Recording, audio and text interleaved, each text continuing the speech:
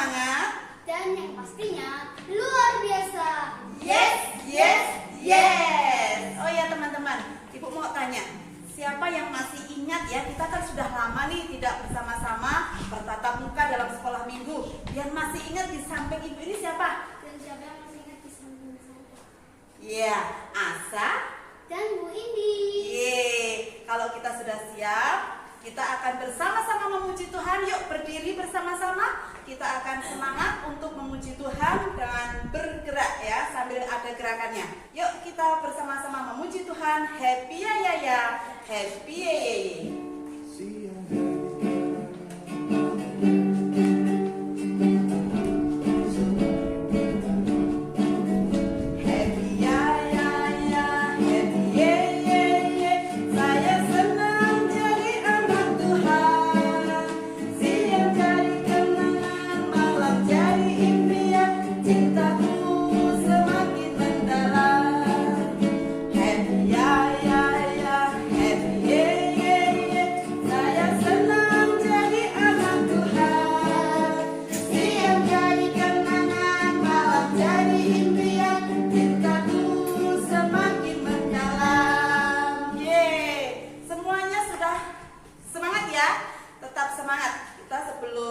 Melanjutkan acaranya, kita akan minta pimpinan Tuhan, kita akan berdoa.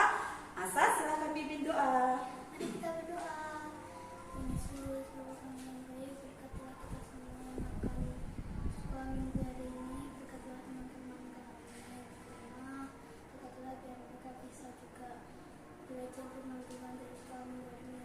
Dan dari nama Yesus kita berdoa. Amin. Amin. Ya.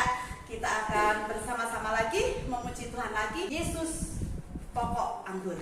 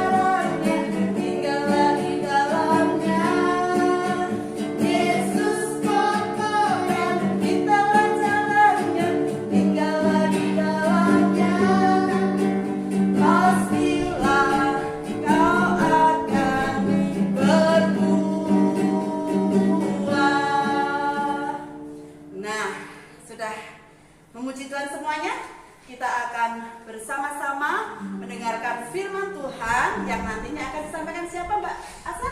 Mbak Eni. Yes, kita akan bersama-sama mendengarkan firman Tuhan yang akan disampaikan oleh Mbak Elis. Namun sebelumnya kita akan siapkan hati kita untuk mendengar firman Tuhan dengan memuji firman-Mu, pelita bagi kakiku.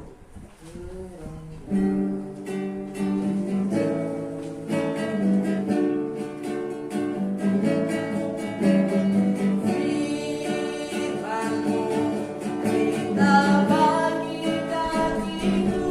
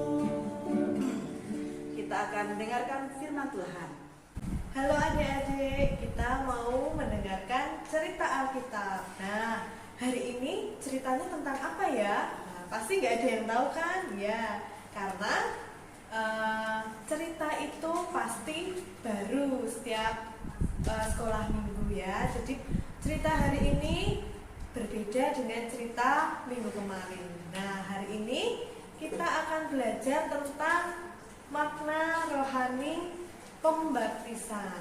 Nah, cerita Alkitab hari ini diambil dari Roma 6 ayat 3 sampai 5. Adik-adik yang sudah bisa membaca, mari kita buka bersama-sama ayat Alkitab dari Roma 6 ayat 3 sampai 5. Kita baca bersama-sama ya. Ayat 3. Atau tidak tahukah kamu bahwa kita semua yang telah dibaptis dalam Kristus telah dibaptis dalam kematiannya? Dengan demikian kita telah dikuburkan bersama-sama dengan Dia oleh baptisan dalam kematian, supaya sama seperti Kristus telah dibangkitkan dari antara orang mati oleh kemuliaan Bapa, demikian juga kita akan hidup dalam hidup yang baru. Sebab jika kita telah menjadi satu dengan apa yang sama dengan kematiannya, kita juga akan menjadi satu dengan apa yang sama dengan kebangkitannya. Nah, berbicara tentang pembaptisan, siapa yang pernah melihat baptisan di gereja? Kalau baptisan itu pasti ada orang-orang ya, beberapa orang yang nantinya akan masuk ke dalam kolam. Nah, berbicara tentang kolam pasti isinya apa? Isinya air ya. Nah, di kolam itu sudah ada air, tingginya segini mungkin ya, orang dewasa, sedada. Nah, kalau adik-adik pernah melihat baptisan di gereja kita, itu pasti Pak Pendeta ya, pendeta kita Pak Wawan itu kan pasti sudah siap di dalam kolam itu, sudah masuk duluan. Kemudian yang akan dibaptiskan satu persatu nanti masuk ke dalam kolam baptisan. Nah, baptisan itu bagaimana caranya ya? Seluruh tubuh kita itu harus terkena air. Jadi kita baptisan namanya baptisan selam ya adik-adik. Jadi seluruh tubuh kita nanti akan terkena air. Nah, kemudian apa sih maknanya? Kenapa kok harus semua tubuhnya itu terkena air? Kenapa kok harus selam? Kenapa kok tidak air yang diguyur dari atas itu kan nanti basah semua lah. Kenapa ya kok selam? Nah, jadi hari ini kita akan belajar. Kita di sini semua anak-anak Tuhan ya. Sebelum Tuhan Yesus mati di kayu salib itu kita semua adalah orang-orang yang berdosa. Nah, dengan kematian Tuhan Yesus di atas kayu salib itu adalah untuk apa? Untuk menebus dosa-dosa kita. Nah, dilambangkan dengan kalau sekarang ini adalah baptisan. Jadi kita akan meninggalkan kebiasaan lama kita yang mungkin tidak sesuai dengan firman Tuhan, tidak sesuai dengan apa yang Tuhan Yesus mau.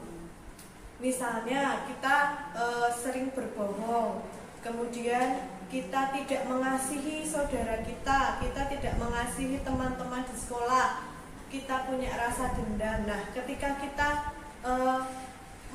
hati kita mau untuk maju untuk dibaptiskan, maka kita harus meninggalkan kebiasaan-kebiasaan yang lama itu. Nah, kemudian Tuhan Yesus itu mati bagi kita semua di atas kayu salib dan bangkit pada hari yang ketiga. Kita pun juga dibangkitkan dari dosa-dosa dan hidup dalam keselamatan yang disediakan oleh Tuhan Yesus.